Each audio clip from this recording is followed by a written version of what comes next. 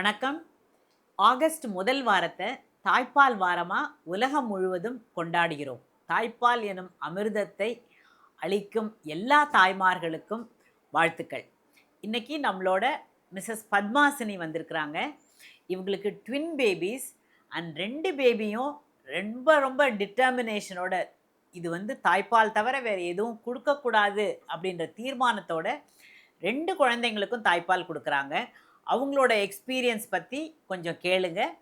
வேறு ஏதாவது சந்தேகங்கள் இருந்தாலும் நீங்கள் கமெண்ட் பாக்ஸில் போடுங்க, நாங்கள் பதில் அளிக்கிறோம். என் பேர் பத்மாசினி. என்னோட முதல் குழந்தை 2020 பிறந்தது. அதுக்கு முதல் 6 மாதம் ஃபுல்லாகவே எக்ஸ்க்ளூசிவ் பிரெஸ்ட் ஃபீடிங் தான் பண்ணேன். டில் 2 இயர்ஸ் வரைக்கும் நான் பிரெஸ்ட் ஃபீட் பண்ணேன். அதுக்கப்புறம் ரீசெண்டாக ஜூனில் நான் 2 ட்வின் பேபிஸை டெலிவரி பண்ணேன். ஸோ எனக்கு 2 ட்வின் பேபிஸ். அந்த 2 ட்வின் பேபிஸை எப்படி டெலிவரி பண்ணுறது, எப்படி நம்ம பிரெஸ்ட் ஃபீட் பண்ணுவோம். முதல் ஒரு குழந்தைன்றதுனால எனக்கு அது ஈஸியாக தெரிஞ்சது. 2 பேபிக்கு எப்படி பண்ணுறது, எந்த இந்த சைடா அந்த சைடா எப்படி பண்ணுறது, தூங்கும் போதெல்லாம் தூங்க முடியாது எப்படி பண்ணுறதுலாம் யோசிச்சுட்டே இருந்தேன். ஆனால் ரொம்ப டிட்டர்மைண்டாக இல்லை, கண்டிப்பாக எக்ஸ்க்ளூசிவாக பிரெஸ்ட் ஃபீட் பண்ணியே ஆகணும் என்ன இருந்தாலும் அப்படின்னு நான் அதுக்கான இதெல்லாம் எடுத்தேன், ஸ்டெப்ஸ்லாம் எடுத்தேன். முதல் குழந்தை ட்வின் பேபிஸ்லேயே முதல் குழந்தை நார்மல் டெலிவரிலையும், 2வது குழந்தை தலை திரும்பினதுனால அந்த டைமில் சிசேரியன் பண்ண வேண்டிய சூழ்நிலை இருந்தது. ஸோ அப்படி இருந்தும் கொஞ்சம் பெயின்லாம் தாண்டி அந்த சக்ஸஸ்ஃபுல்லாக ஒரு 1.5 மாதம் ஆயிடுச்சு குழந்தை பிறந்து.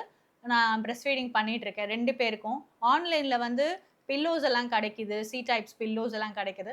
அதை ஆர்டர் பண்ணிக்கலாம், கன்வீனியண்ட்டாக இருக்கும். 2 பேபிக்கும் இப்படி பொசிஷனில் வச்சு பிரெஸ்ட் ஃபீட் பண்ணலாம், கன்வீனியண்ட்டாக ஃபீல் பண்ணலாம். யாராக இருந்தாலும் பண்ண முடியும், பண்ண முடியாதுன்னு எதுவுமே இல்லை. எல்லாருமே சொன்னாங்க, என்னை சுற்றி இருக்கவங்கலாம் கொஞ்சம் கஷ்டம், ஃபார்முலா கொடுத்து பழகு, பாதி ஃபார்முலா கொடு, மிச்சம் பிரெஸ்ட் ஃபீட் பண்ணு, உன்னால் முடியாது, 2 பேருக்கும் பால் சுரக்காது, அதெல்லாம் சொன்னாங்க. ஆனால் நான் நம்பலை.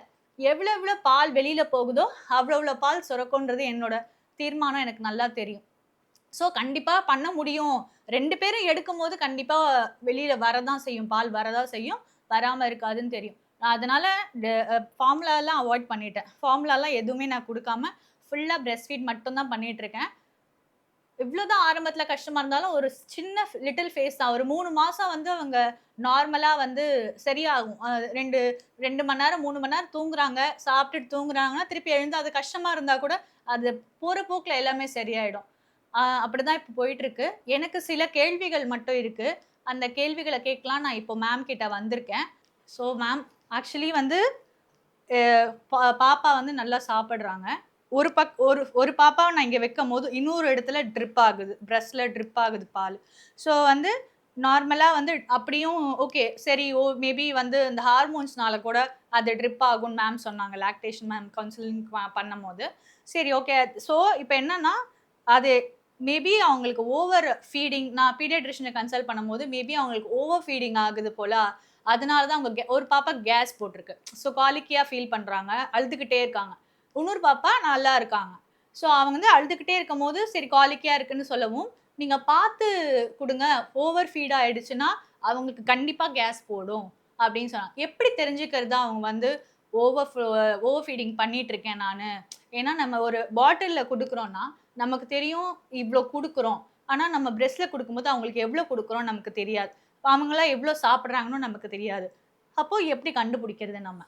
ஓவர் ஃபீடிங் நமக்கு பாட்டில் ஃபீடிங்கில் தான் ஆகும். ஏன்னா நமக்கு குழந்தை இன்னும் கேட்குதோ, நம்ம கொடுக்கலையோ பத்தலையோ அப்படின்னு நினச்சிக்கிட்டு கொடுப்போம். ஆனால் தாய்ப்பால் கொடுக்கும்போது குழந்தைங்க அதுக்கு போதுமான அளவு பால் கிடைச்ச பிறகு திருப்தியாக அதுவே விட்டுடும். நிப்பில் விட்டுட்டு அப்புறம் அப்படியே கொஞ்சோண்டு இங்கே பால் வடியும். அதுக்கு பிறகு காம்பை தேடாது. ஸோ அப்போ அதுக்கு திருப்தி ஆயிடுச்சுன்னு அர்த்தம். இதில் ஓவர் ஃபீடிங் அவங்க சொல்கிறது என்ன மீனிங்னா, சில குழந்தைங்க ஒவ்வொரு குழந்தையும் வித்தியாசப்படும். ட்வின்ஸாக இருந்தால் கூட ஒவ்வொன்றும் டிஃப்ரெண்ட்டாக இருக்கும். அதுதான் நீங்கள் பார்க்குறீங்க. ஒரு குழந்தை நல்லா குடிச்சிட்டு திருப்தியாக தூங்குது, ஒரு குழந்தைக்கு கோலிக்கு வருது. சரியா? ஸோ அதனால் நம்ம புரிஞ்சிக்க வேண்டியது ஒவ்வொரு குழந்தையும் வித்தியாசம். இதில் இந்த ஓவர் ஃபீடிங்கிறது என்னென்னா, ஒரு குழந்தை மேபி ரொம்ப ஃபாஸ்ட்டாக குடிக்கும். ஃபாஸ்ட்டாக குடிக்கும்போது என்ன ஆகும், கொஞ்சம் காற்றையும் சக் பண்ணிடும். காற்று சக் பண்ணிச்சுன்னா என்னாகும், சீக்கிரமாகவே வயிறு கொஞ்சம் ப்ளோட்டட் ஆகிட்டு அந்த காற்று வெளியில் வரணும்ல. அந்த வெளியில் வரதை தான் நம்ம பர்ப் பண்ணணும்னு சொல்கிறோம். இப்போ அந்த பர்ட்டிகுலர் குழந்தைக்கு நம்ம பால் கொடுத்த பிறகு நல்லா தோளில் போட்டு தட்டி ஏப்பம் விடுற வரைக்கும் வெயிட் பண்ணி அதுக்கு பிறகு கொடுக்கணும். எப்போ குழந்தை பால் குடிக்கிறத ரெஃப்யூஸ் பண்ணுதோ அப்போ நிறுத்திடணும். ஓகேவா? ரெண்டாவது, இந்த காலிக்ன்றது வந்து ரொம்ப ரொம்ப காமனானது. முக்கால்வாசி ஆல்மோஸ்ட் ஒரு 70-80% ஆஃப் த பேபிஸ்க்கு இருக்கும். ஒரு 2 குழந்தைங்களுக்கு இருக்காது. அந்த காலிக்கும் வந்து ஒரு பேட்டர்னில் வரும். ஒரு பர்ட்டிகுலர் டைம் ஆஃப் த டேல வந்து ரொம்ப அழுவும். நை நை நைன்னு அழுவும். ஆக்சுவலாக அதுக்கு என்ன காரணன்றது தெரியல. நம்ம என்ன நினைப்போம், அது வந்து அழுதுன்னா எப்பொழுதுமே குழந்தைக்கு பாலுக்கு தான் அழுதுன்னு நினச்சிட்டு நம்ம பால் கொடுக்கறதுக்கு ட்ரை பண்ணுவோம். அப்படி கிடையாது. அது ஒரு பர்ட்டிகுலர் பீரியடில் நல்ல போதுமான அளவு பால் குடித்தாலும் ரொம்ப விகரஸாக அழுவும். நை நைன்னு அழுதுட்டு கடைசியில் ஒரு அப்படியே எல்லாத்தையும் ஒரு வாந்தி எடுத்துட்டு வயிறு காலி ஆகிட்டு கேஸ் போன பிறகு குவைட்டாக ஆகிடும். அந்த நேரத்தில் நம்ம வந்து நம்ம தோளில் போட்டு தட்டுறது, சமாதானப்படுத்துறது, கட்லிங் நம்மளோட ஒரு அணைச்சி வச்சுக்கிட்டு பண்ணுறது, இது பண்ணினா போதும். அது வாந்தி எடுக்க போகுதுன்னு தெரிஞ்சுதுன்னா நம்ம அது புறக்கேறாமல் பார்த்துக்கணும். கொஞ்சம் குழந்தைய ஒரு சைடில் திருப்பி அது கக்கிற மாதிரி பார்த்துக்கலாம். இல்லை நம்ம தோளில் போடும்போது நமக்கு அதுக்கெல்லாம் ரெடியாக இருந்துக்கணும். நம்ம தோளில் வந்து ஏதாவது துணியை போட்டு போடணும். ஸோ தோளில் கக்கும். சில சமயத்தில் கேஸ் ரிலீஸ் ஆகிறதுக்காக அந்த மாதிரி பண்ணோம். அப்போ நம்ம குழந்தைய படுக்க வச்சுட்டு நம்ம வந்து காலை 2த்தையும் தூக்கி கொஞ்சம் அந்த ஏனஸை விரித்தோம்னா கூட அந்த கேஸ் ரிலீஸ் ஆகிடும். இப்போ இந்த ஸ்டேஜிலலாம் பார்த்தீங்கன்னா அந்த மோஷன் கேஸ் எல்லாம் வந்து நிறைய பாஸ் ஆகும். அப்படியே ஒரு 1 மீட்டர் தூரத்துக்கு கூட அடிக்கும். அதுவும் நார்மல் தான். ஸோ இந்த காலிக் வந்து ஒவ்வொரு குழந்தைக்கும் ஒவ்வொரு பேட்டர்ன் இருக்கும். ஒரு பர்ட்டிகுலர் டைம் ஆஃப் த டேல வரும். 1 or 2 ஹவர்ஸ் நம்மளை படுத்தி எடுக்கும். ஓகேவா? அந்த நேரத்துக்கு நம்ம பொறுமையாக திருப்பி திருப்பி தோளில் போட்டு தட்டி சமாதானப்படுத்துறது தான் பெஸ்ட்டு. அந்த நேரத்தில் நம்ம அதுக்கு ஃபோர்ஸ் பண்ணி பால் கொடுக்க வேண்டாம். இப்போ 2 குழந்தை உங்களுக்கு இருக்குன்னும் போது உங்களுக்கு ஒரு குழந்தை அழுது இன்னொரு குழந்தை 2 குழந்தையும் அழுதுதுன்னா கஷ்டமாக இருக்கும். ஸோ இந்த மாதிரி சமயத்தில் நீங்கள் மேக்ஸிமம் ஹெல்ப்பை யூட்டிலைஸ் பண்ணிக்கணும். உங்கள் ஹஸ்பண்ட், அம்மா, மாமியார் யார் இருக்காங்களோ ஒரு குழந்தைய பால் கொடுக்கறது உங்கள் வேலை. கொடுத்து முடித்த பிறகு சமாதானப்படுத்துறதுக்கெல்லாம் தேவைப்பட்டதுன்னா அவங்க வந்து இன்னொருத்தவங்கள்ட்ட கொடுத்து சமாதானப்படுத்தி நம்ம ஒரு குழந்தைய நம்ம பார்த்துக்கலாம், ஒரு குழந்தைய இன்னொருத்தவங்க பார்த்துக்கலாம்.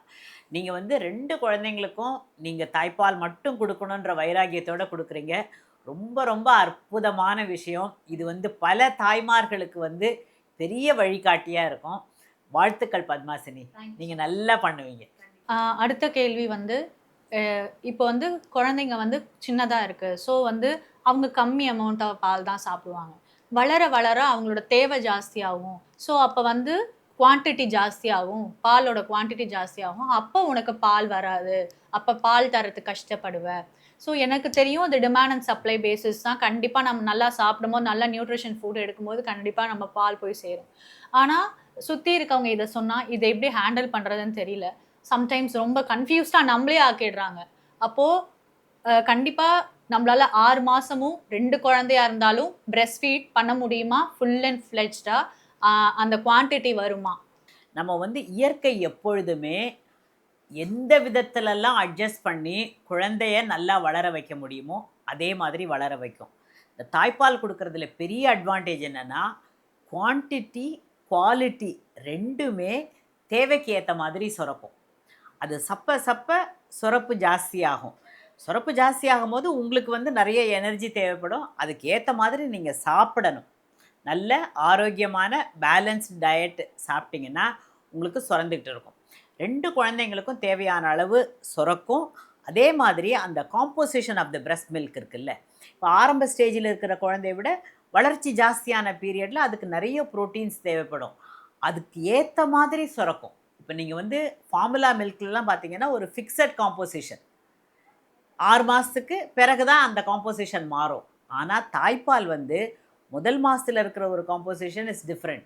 2வது மாதம், 3வது மாதம் குழந்தைக்கு அந்த பருவத்தில் என்ன தேவையோ அதுக்கு ஏற்ற மாதிரி அதோட காம்போசிஷன் மாறும். ஸோ குவாலிட்டி, குவான்டிட்டி 2மே தாய்ப்பால் இயற்கைக்கு எவ்வளோ தேவையோ, அந்த குழந்தைக்கு எவ்வளோ தேவையோ, ஒரு குழந்தைன்னா ஒரு குழந்தைக்கு ஏற்ற மாதிரி, 2 குழந்தைன்னா 2 குழந்தைக்கு தேவையான அளவுக்கு சுரக்கும். போதுமான அளவு சத்து இருக்கும். என்னென்னா நமக்கு சத்து போகுது, அந்த சத்தை நம்ம திருப்பி நம்ம வந்து சப்ளிமெண்ட் பண்ணி ஸ்டாக்கை நம்மக்கிட்ட ரெடியாக வச்சுக்கணும். நீங்கள் வந்து ரொம்ப அழகாக புரிஞ்சிட்ருக்கிறீங்க. டிமாண்ட் ஃபீடிங் எவ்வளோ டிமாண்ட் இருக்கோ அதுக்கு ஏற்ற மாதிரி சப்ளை வரும். ஓகேவா?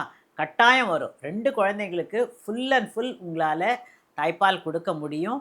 உங்களுக்கு வந்து நீங்கள் தேவையான அளவு நியூட்ரிஷனை எடுத்துக்கணும். அதுதான் ஞாபகம் வச்சுக்கணும். நமக்கு வந்து பாலில் நியூட்ரிஷன் சரியாக இருக்கணும்னா நம்ம நியூட்ரிஷன் சரியாக இருக்கணும். அயர்ன், கால்சியம் எடுத்துக்கோங்க. ஆரோக்கியமான பேலன்ஸ் டயட் எடுத்துக்கோங்க. டெஃபினட்டாக கொஞ்சம் எக்ஸ்ட்ரா அளவு தேவைப்படும். ஓகேவா? சாதாரணமாக ஒரு குழந்தை பிறந்தாலே நீங்கள் வந்து ஒரு 300லேருந்து 600 கேலரி எக்ஸ்ட்ரா தேவைப்படும். இப்போ 2 குழந்தைன்றதுனால உங்களுக்கு ஆல்மோஸ்ட் 1000 கேலரிஸ் கிட்ட எக்ஸ்ட்ரா. இந்த 1000 கேலரிஸ்லாம் எப்படி கனெக்ட் பண்ணுறதுலாம் யோசிக்கவே யோசிக்காதீங்க. உங்கள்ட்டேருந்து சத்து போகும்போது உங்களுக்கு பசிக்கும். அந்த பசி சொல்லும் எவ்வளோ சாப்பிட்ணுன்னு. அதனால் அந்த பசிக்கு ஏற்ற மாதிரி சாப்பிட்றது ஆரோக்கியமான பேலன்ஸ்ட் டயட்டாக இருக்கணும். அதுதான். வெறும் சாதத்தை மட்டும் சாப்பிட்றது அந்த மாதிரி பண்ணக்கூடாது. அந்த கார்போஹைட்ரேட், புரோட்டீன், ஃபேட்டு, காய்கறிகள், பழங்கள் இது எல்லாம் ப்ரொபோர்ஷனேட்டாக இருந்ததுன்னா நீங்கள் கவலையே பட வேணாம். தாய்ப்பால் தான் பெஸ்ட்டு. தாய்ப்பால் கட்டாயம் தேவையான அளவு சுரக்கும். நீங்கள் ஒரு சரியான அப்சர்வேஷன் பண்ணியிருக்கீங்க. ஒரு பிரஸ்ட்டில் பால் கொடுக்கும்போது இன்னொரு பிரஸ்ட்லேயும் தானாக செக்ரீட் ஆகும். இந்த பால் எப்படி சுரக்குது? மூளையிலேருந்து ஒரு ஹார்மோன் வந்து அதை ஸ்டிமுலேட் பண்ணுது. அது ஒரு பிரஸ்ட்டுக்கு மட்டும் வேலை செய்யாது, 2 பிரஸ்ட்டுக்கும் வேலை செய்யும். ஸோ அதனால் இங்கே ஃப்ளோ ஆகும்போது இன்னொரு சைட்லேருந்தும் ஆட்டோமேட்டிக்காக ரிஃப்ளெக்ஸாக வரும். ஓகேவா? சக் பண்ணுற பிரஸ்ட்டில் நிறையா வரும், சக் பண்ணாத பிரஸ்ட்டில் கொஞ்சமாக வரும். இது வந்து சரியானது. இது வந்து உங்களுக்கு ரெட்டை குழந்தை இருக்கிறதுனால ரொம்ப ஈஸி. இதுவும் வேஸ்ட் பண்ணாமல் இந்த பக்கம் ஒரு குழந்தை, அந்த பக்கம் ஒரு குழந்தை கொடுத்துடலாம். நார்மலாக சிங்கிள் பேபி இருக்கிறவங்களுக்கு சில சமயத்தில் அது கொஞ்சம் வேஸ்ட்டாக தான் ஆகும். அது தப்பு இல்லை. இது வந்து சரியாக இயற்கை வந்து உங்களுக்கு அழகாக வேலை செய்யுதுன்றதை ப்ரூவ் பண்ணுது. உங்கள் குழந்தைக்கு நீங்கள் கொடுக்கக்கூடிய பெரிய கிஃப்ட்டு என்ன? சொத்தா, நகையா, பணமா? தாய்ப்பால்.